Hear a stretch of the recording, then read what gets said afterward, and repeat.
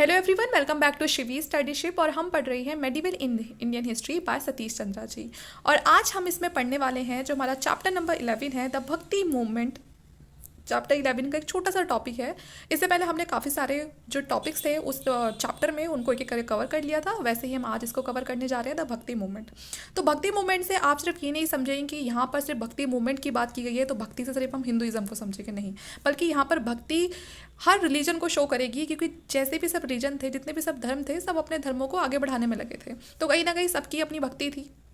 तो यहाँ पर हम जितने भी सब जो धर्म गुरु रहे हैं या जिन भी लोगों ने यहाँ पर उस फील्ड में काम किया है उन सबको हम यहाँ पर पढ़ेंगे। ठीक है, तो चलिए अपने लेक्चर की तरफ चलते हैं हम। सो ये रहा हमारा टॉपिक, द भक्ति मूवमेंट। तो भक्ति मूवमेंट की अगर हम बात करते हैं तो यहाँ पर हम पढ़ेंगे द भक्ति movement which stressed mystical union of the individual with God had been at work in India long before the arrival of the Turks. तो देखिए यहाँ पर जो ये भक्ति मूवमेंट है या फिर जो गॉड है उनका एक इंडिविजुअल के साथ क्या यूनियन होता है, कैसे यूनियन होता है और कैसे वो अपने डिवोशन को शो करता है। तो यहाँ पर जो ये चीज़ें थी ये ऐसा नहीं था जब टर्क्स थे उनके बाद ही इन सब चीज़ों का अराइवल हुआ, नहीं, बल्कि उससे पहले भी ये सब चीज़ें या इनके बारे में जाना जाता था। ऑल्दो द सीड्स ऑफ भक्ति can be found in the Vedas, क्योंकि जो भक्ति है उसका जो होना हमें वेद में भी पढ़ने के लिए मिलता है। ठीक है, भक्ति के बारे में वेद में भी मिलता है। The idea of the adoration of the personal God seems to have developed with the growing popularity of the Buddhism। और एक इंडिविजुअल का मतलब अभी तक जो एक पर्सनल गॉड की तरह जो देखा जा रहा था वो हमें चीज़ें तब ज़्यादा डेवलप होंगी जब यहाँ पर हमें दिखाई देगी पॉपुलैरिटी किसकी, बुद्धिज़्म की, है ना। क्योंकि अभी जो बुद्धिज़्म था वो इसने बिल्कुल इंडिविजुअल हो गया, वो एकदम मतलब जो सब बाकी जो धर्म थे उसमें हमें क्या दिख रहा था कि उनके अपने बहुत सारे, जैसे कि जो हिंदुइज्म है वो ज़्यादा था भारत में, तो उनके अपने बहुत सारे देवी देवता हुआ करते थे। लेकिन बुद्धिज़्म ने यहाँ पर उन सब चीज़ों को नकार दिया, बिल्कुल उन्होंने तो आइडल वर्शिप को ही नकार दिया था। God seems to have यहाँ पर during the early century of the Christian era under Mahayana Buddhism, the Buddha began to be worshipped in his gracious Avalokita form. ठीक है, अवलोकिता फॉर्म। तो यहाँ पर बताया गया है कि अगर हम बात करें क्रिश्चियन इरा के शुरुआती दौर की तो अंडर महायान बुद्धिज्म, हम सबको पता है कि जो बुद्धिज्म है बाद में वो भी दो पार्ट्स में अलग, मतलब वो अलग अलग हो गया था। ठीक है, वो भी डिवाइड हो गया था, एक था महायान और हीनयान। तो हीनयान वाले तो आइडल वर्शिप को नहीं मानते थे, लेकिन जो महायान था वो आइडल वर्शिप को मानता था। तो वो यहाँ पर जो बुद्ध है उनको वर्शिप करते थे, और किस रूप में वर्शिप करते थे, ठीक है, अवलोकिता फॉर्म में। The worship of Vishnu developed more or less at the same time. और इसी टाइम पर जो विष्णु है उनकी भी पूजा होने लगी थी, जो विष्णु देवता है उनकी भी पूजा होने लगी थी। When many of the people holy books such as Ramayana Mahabharata were rewritten during the Gupta time, bhakti was accepted along with jnana and karma as one of the recognised road to the salvation. और यहाँ पर दूसरी जो होली बुक्स हैं वो भी लोगों के सामने आने लगी, जैसे कि उनको वापस से रीराइट किया जाने लगा। रामायण हो गई, महाभारत हो गई, और भक्ति ने क्या एक्सेप्ट किया, किस बेसिस पर उसको एक्सेप्ट किया गया, जन और कर्म पर।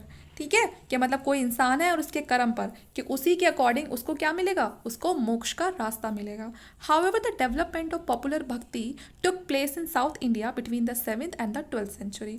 अभी तक तो जो ये सब चीज़ें चल रही थी वो नॉर्दर्न साइड पे ज़्यादा चल रही थी, लेकिन अभी ये साउदर्न साइड पे कब पहुँचती हैं, तो भक्ति कब ज़्यादा पॉपुलर होती है, साउथ साइड, जो साउदर्न साइड है वहाँ पर, तो ये होती है हमारी 7 से 12th सेंचुरी के बीच का जो टाइम पीरियड होता है तब।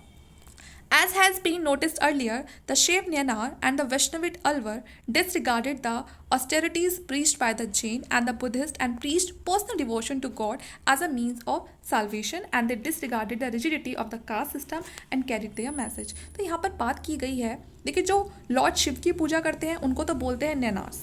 तो ध्यान रखना आप कि तीसरी आँख किन की है, तो वो है महादेव की, शिव जी की, तो इसलिए उनको बोलते हैं नैनार जो उनकी पूजा करते हैं। और वैष्णविस्ट को क्या बोलते हैं, अलवर बोलते हैं। तो यहाँ पर ये क्या करते थे, जैन और बुद्धिस्ट की जो बातें हैं, ठीक है, उससे ये पूरी तरह से सहमत नहीं थे। और सब धर्मों का अपना यही है कि एक दूसरे की बातों से वो सहमत नहीं होते, कुछ ना कुछ फ़र्क होता ही है। तो सबके अपने अपने अलग अलग रास्ते थे, अपने अपने भगवान थे, क्या पाने के लिए, मोक्ष पाने के लिए। They disregarded the rigidity of the caste system and carried their message of love and personal devotion to God to various parts of southern India by using the local language।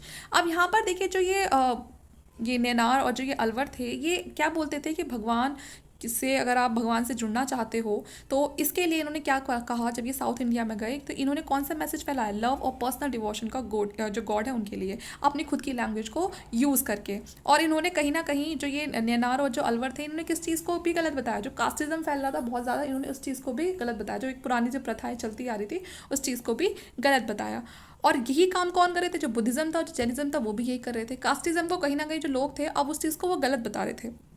Although there were many points of contact between the South and the North India, the transmission of the ideas of Bhakti saints from South to North India was a slow and long drawn out process. देखिए north India से south India तक जो जाने वाला जो ये पूरा time था, ये ऐसा नहीं था कि एकदम से ही हो गया, बल्कि काफ़ी टाइम लगा, धीरे धीरे ये वहाँ तक पहुँचा। Oddly enough, the very reason which made the Nanar and Alwar popular in the South limited their appeal outside the area. The fact that they preached and composed in local languages and Sanskrit was still the vehicle of thoughts in the country. तो जो ये नैनार जो अलवर थे, वैसे तो ये south side में काफ़ी जगह पर बहुत पॉपुलर हुए, लेकिन बहुत सारी जगह ऐसी थी जहाँ पर ये नहीं पहुँच पाया इनका मैसेज, क्योंकि ये अपनी खुद की जो लोकल लैंग्वेज थी उसी में अपने जो उपदेश वगैरह है वो दिया करते थे। लेकिन उस टाइम पर भारत में जो सबसे ज़्यादा जो इंपॉर्टेंट जो एक लैंग्वेज थी वो थी संस्कृत।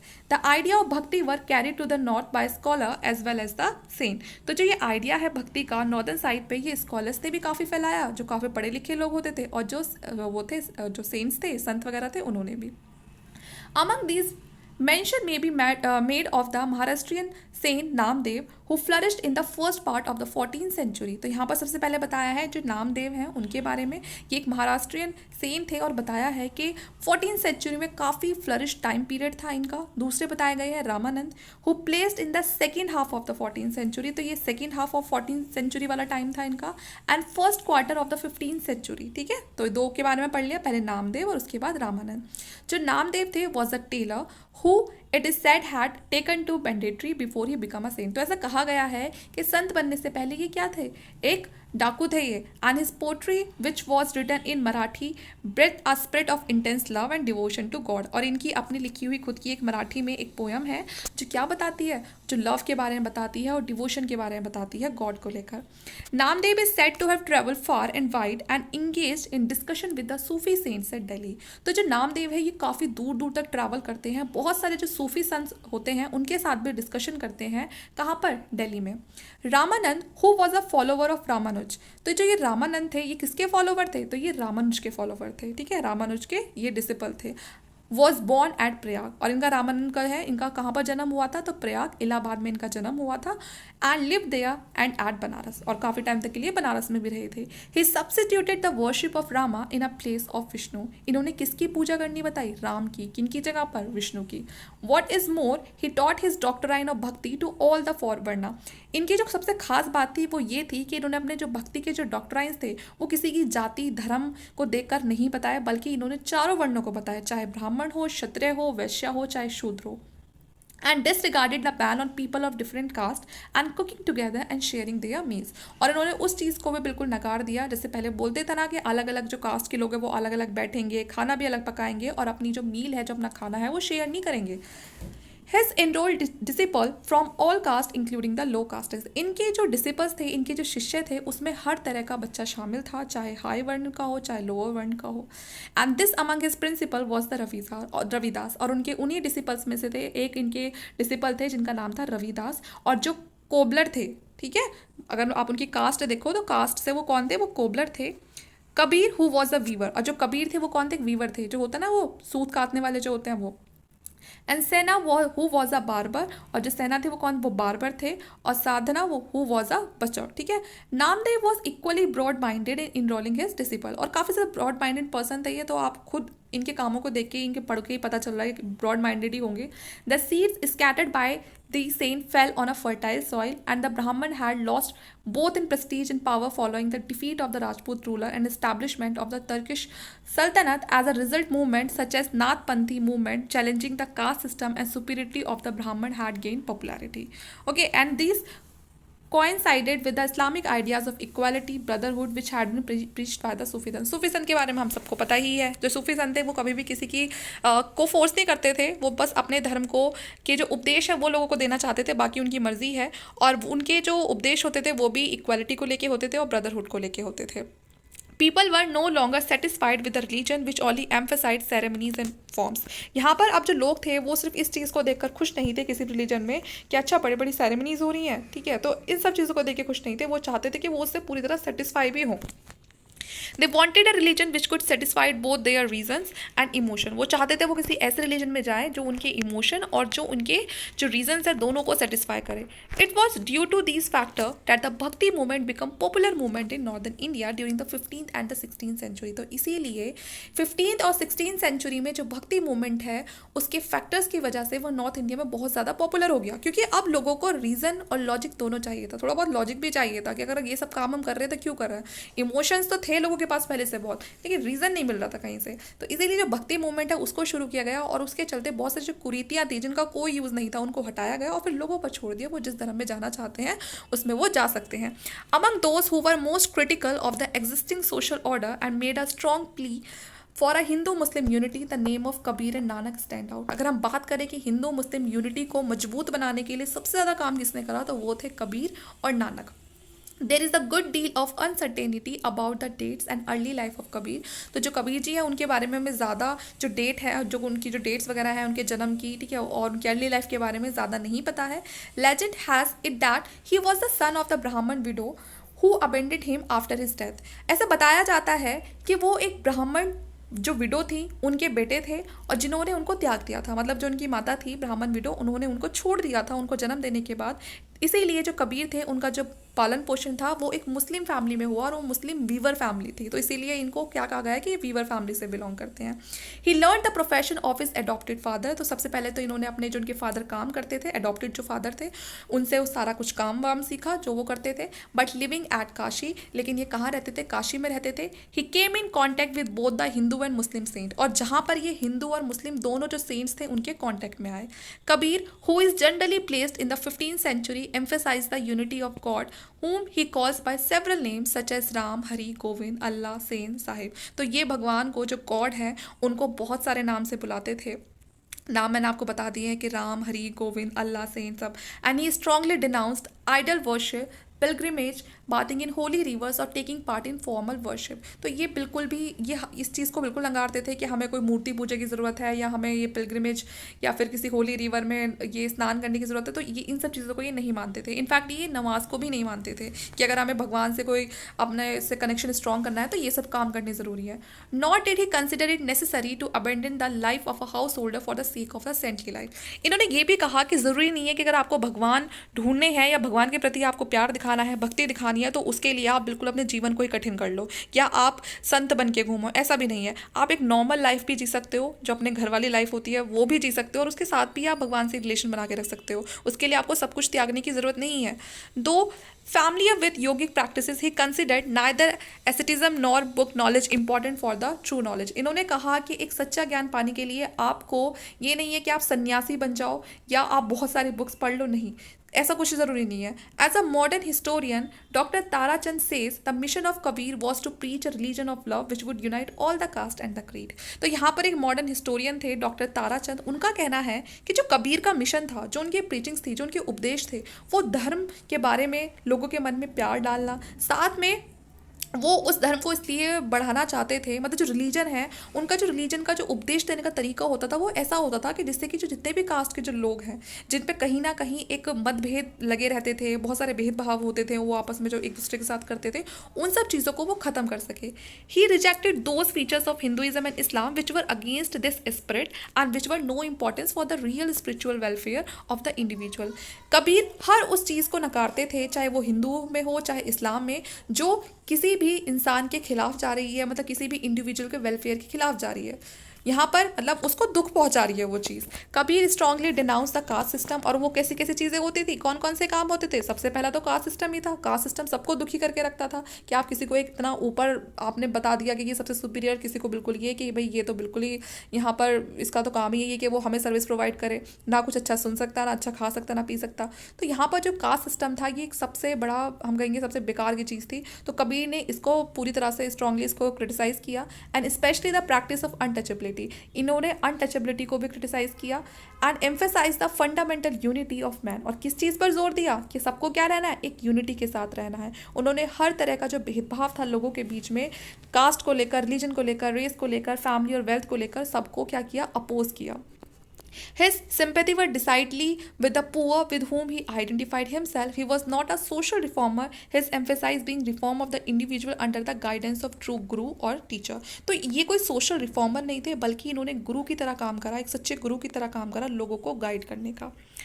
अब बात करते हैं गुरु नानक जी की। तो Guru Nanak from whose teaching the Sikh religion was derived was born in a Khatri family in the village of Talwandi, now called Nanakna। ठीक है, तो यहाँ पर जो गुरु नानक जी हैं बताया है कि वो एक सिख रिलीजन की टीचिंग्स दी हैं उन्होंने, और यहाँ पर उनकी फैमिली के बारे में बताया है। खत्री फैमिली में वो उनका बोर्न हुआ था, और ये कौन सा गांव था, तो ये था तालवंडी। और ये कौन सी रिवर के किनारे पे था, तो ये था रावी रिवर। और कब हुआ था जन्म, 1469 में। Although married early and train in Persian to take his father profession of the accountancy. काफ़ी कम उम्र में इनकी शादी हो गई थी, और इन्होंने सबसे पहले क्या सीखी थी, पर्शियन सीखी थी। पर्शियन क्यों सीखी थी, क्योंकि इनके जो फादर थे उनका प्रोफेशन था अकाउंटेंसी का। Nanak showed a mystic contemplative bent of mind and preferred the company of saint and sadhus. लेकिन जो नानक जी थे उनका तो कुछ अलग ही तरह का उनके अपने दिमाग में सोचे बैठे थे। उन्होंने किसकी कंपनी को ज्वाइन किया, तो साधु और जो संत थे उनकी कंपनी को ज्वाइन किया, क्योंकि वो दुनिया के बारे में जानना चाहते थे। एक अलग जो मिस्टिक विजन है उसको वो देखना चाहते थे। बहुत सारे जो हिम्स हैं उनको इन्होंने कंपोज किया, उनको गाया, है ना, टू द अकॉम्पनीमेंट ऑफ द रबब, जिसको रबब बोलते हैं, a stringed instrument played by faithful attendant Mardana, and it is said that Nanak undertook wide tours all over India. तो ये बहुत, इन्होंने इंडिया के बहुत सारे टूर किए हैं, बल्कि इंडिया से बाहर भी किए हैं, जैसे कि श्रीलंका वगैरह, साउथ, मक्का, मदीना, वेस्ट में। He attracted a large number of people towards him and his name and fame had spread far wide before his death in 1538। और इन्होंने इतने ज़्यादा टूर करे हैं, और इनके जो मैसेजेस थे उनसे जो लोग थे वो बहुत ज़्यादा इनके कॉन्टैक्ट में आए, इनका नाम हुआ, है ना, इनको एक फेम मिला, और ये सब काम इनकी डेथ से बहुत पहले हो चुका था। Like Kabir, Nanak laid emphasis on the one God. जैसे कबीर बोलते थे ना कि एक ही भगवान है, इतने सारे देवी देवता मानने की ज़रूरत नहीं है, कोई आइडल्स बनाने की ज़रूरत नहीं है। तो सेम उसी चीज़ पे, वन गॉड पे ही जो नानक थे वो उस बात पे जोर डालते थे। By repeating whose name and dwelling on it with love and devotion one could get salvation without distinction of caste, creed और सेक्ट। वो बोलते थे कि आप उस एक भगवान को ही याद कर लो, वही बहुत है ना। और साथ में मोक्ष आपको तब मिलेगा जब आप कास्ट, क्रीड, सेक्ट, इन सब चीज़ों को अपने दिमाग से निकाल दोगे। अब आप भगवान भगवान कर रहे हो, पूरे दिन का नाम जप रहे हो, और दूसरे लोगों के साथ बुरा कर रहे हो, उनको नीचा दिखा रहे हो, तो वो काम नहीं करने हैं। Nanak laid great emphasis on the purity of character and conduct as a first condition of approaching God and the need of a group for guidance. इन्होंने कहा कि अगर भगवान से आपको जुड़ना है तो सबसे पहले है कि आपको अपने कैरेक्टर पर काम करना पड़ेगा, आपको खुद को में सुधार लाना पड़ेगा, और साथ में आपको एक गुरु की ज़रूरत पड़ेगी जो आपको गाइड करेंगे। Like Kabir, he strongly denounced idol worship. Kabir की तरह, जो कबीर जी थे उनकी तरह गुरु नानक जी ने भी आइडल वर्शिप को नकार दिया कि हमें आइडल वर्शिप करने की कोई ज़रूरत नहीं है, बड़े बड़े तीर्थ स्थल पे जाने की भी कोई ज़रूरत नहीं है, आप एक विश्वास बना के रखो। And he advocated a middle path in which the spiritual life could be combined. इन्होंने भी क्या कहा कि हम सिंपल एक मिडिल पाथ भी निकाल सकते हैं। ज़रूरी नहीं है कि हम सब कुछ छोड़ छाड़ के सन्यासी बन के ही भगवान को खुद को समर्पण करें या तभी हमें मोक्ष मिलेगा, ऐसा नहीं है। हम अपने सभी काम करके, हम अपनी फैमिली के साथ रह के भी ये काम कर सकते हैं। Nanak had no intention of founding a new religion. जो नानक जी थे उनका ऐसा कोई मोटिव नहीं था कि वो नया धर्म बना दे, लेकिन फिर भी बन जाता है। His Catholic approach aimed at bridging distinction between the Hindus and the Muslim in order to create an atmosphere of peace, goodwill and mutual give and take। असल में तो ये चाहते थे कि जो हिंदू और मुस्लिम के बीच में जो बहुत बड़ी दरार आ चुकी है उसको ये भर सके। क्यों? जिससे कि एक पीस और गुडविल लोगों के बीच में म्यूचुअली देखने के लिए मिले। This was also the aim of Kabir. और यही एम किसका था? तो यही एम कबीर जी का था। Different opinion have been expressed by scholar about the impact of their ideas on the large mass of Hindus and Muslim. तो इसलिए आपको बहुत सारे स्कॉलर्स देखने के लिए मिलेंगे जो अपने अपनी बातें, अपने अपने ओपिनियन बताते हैं हिंदू और मुस्लिम की यूनिटी को लेकर, जिस पर किसने काम करा है? नानक जी ने और कबीर जी ने। It has been argued that old form of religion continued almost unchanged, nor was it possible to effect any major breach in the caste system. In course of time the ideas of Nanak give birth to a new creed. तो यहाँ पर जैसे मैंने कहा कि नानक जी कभी नहीं चाहते थे, गुरु नानक जी की कोई एक अलग रिलीजन बने, लेकिन उनकी विचारों से जो लोग थे वो इतने ज़्यादा इन्फ्लुएंस हो गए कि उनके टीचिंग्स को लेके एक अलग रिलीजन बन गया, जिसे हम जानते हैं सिखिज्म के नाम से। While the follower of Kabir sank into a sect the Kabir panthis, और जो कबीर जी को फॉलो करने वाले थे उनका अलग से कौन सा सेक्ट बन गया, तो Kabir panthis. The importance of the mission of the Kabir and Nanak should however be assessed from a broader point of view. They created a climate of opinion which continued to work through the succeeding century, और इनका जो काम था अगले बहुत सालों तक चला है.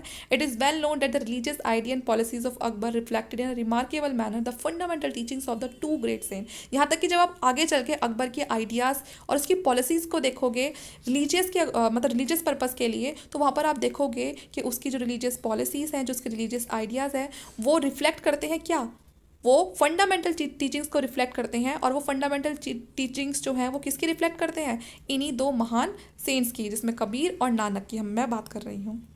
Nor was Akbar alone in pursuing such policies as we have seen in earlier chapter. तो सिर्फ खाली अकबर ही नहीं थे ऐसी पॉलिसीज़ को अडॉप्ट करने वाले, बल्कि और भी बहुत से लोग आए हैं इनकी पॉलिसीज़ को अडॉप्ट करने वाले. However, it was hardly to be expected that the orthodox element in the two main religion, Hinduism and Islam, would surrender without a fight. तो यहाँ पर उम्मीद तो यही की जा रही थी कि ये कुछ ऐसा करें जिससे कि जो हिंदू और इस्लाम जो इनकी फाइट करते थे, जो ये जिन बातों के ऊपर, उनको ये बिना फाइट किए ही सरेंडर कर दें. As we shall see the orthodox element mustered behind the defence of the old faith which was redefined to meet the new challenge and the struggle between these two broad trends, one liberal and non-sectarian and the other orthodox and traditional. तो देखिए बहुत सारे जो लोग थे वो इनकी बातों से इन्फ्लुएंस हुए, जो कबीर जी या नानक जी हैं, और भी बहुत सारे ऐसे सोशल रिफॉर्मर्स और सेंट्स वगैरह आए. लेकिन होता है ना कि हर जगह हमें दो तरह के लोग मिलते हैं. एक तो वो होते हैं जो पुरानी बातों को छोड़ना ही नहीं चाहते, वो चाहे सही है या गलत है, और दूसरे ऐसे होते हैं जो लिबरल नेचर के होते हैं, समय के साथ बदलते हैं. ठीक है, अच्छी चीज़ों को अडॉप्ट कर लेते हैं, बुरी चीज़ों को छोड़ भी देते हैं. तो हर तरह की चीज़ें देखने के लिए मिलती है. तो यहाँ पर भी वही है, कुछ लोग चाहते थे कि वो वही पुराना सब कुछ चलता रहे, वो सही है या गलत है. was at the heart of the intellectual and religious controversy during the 16th, 17th and 18th century. और इन्हीं लोगों के बीच में काफ़ी सारी controversies रहती हैं. 16, 17, 18th century, ये तीनों ही जो टाइम पीरियड हैं ये बिल्कुल उसी चीज़ को शो करते हैं. And it is this continuing the struggle which shows that the impact of ideas and concept but forward by the Kabir, Nanak and other of the same way of thinking was by no means insignificant. लेकिन कहीं ना कहीं जो ये काम कबीर, नानक और जो दूसरे और जो सेंट्स थे वो करके गए थे, ऐसा नहीं था कि कुछ टाइम में लोग उसको भूल गए थे, बल्कि उसने एक बहुत लंबे टाइम तक अपना असर दिखाया और कहीं ना कहीं जो भक्ति मूवमेंट है उसको मजबूत बनाया. तो ये था हमारा आज का टॉपिक, द भक्ति मूवमेंट. अब हम आगे पढ़ेंगे द वैष्णविट मूवमेंट, और ये कवर करूंगी मैं हमारे नेक्स्ट पार्ट में. ये पार्ट आपको कैसा लगा? अगर आपने वीडियो को बिल्कुल एंड तक देखा है तो प्लीज़ वीडियो को लाइक करके ज़रूर जाना और शेयर भी कर देना 2-4 लोगों के साथ, और अच्छे लगे तो प्लीज़ चैनल को सब्सक्राइब कर लेना और ऐसी वीडियोज़ के लिए. Thank you.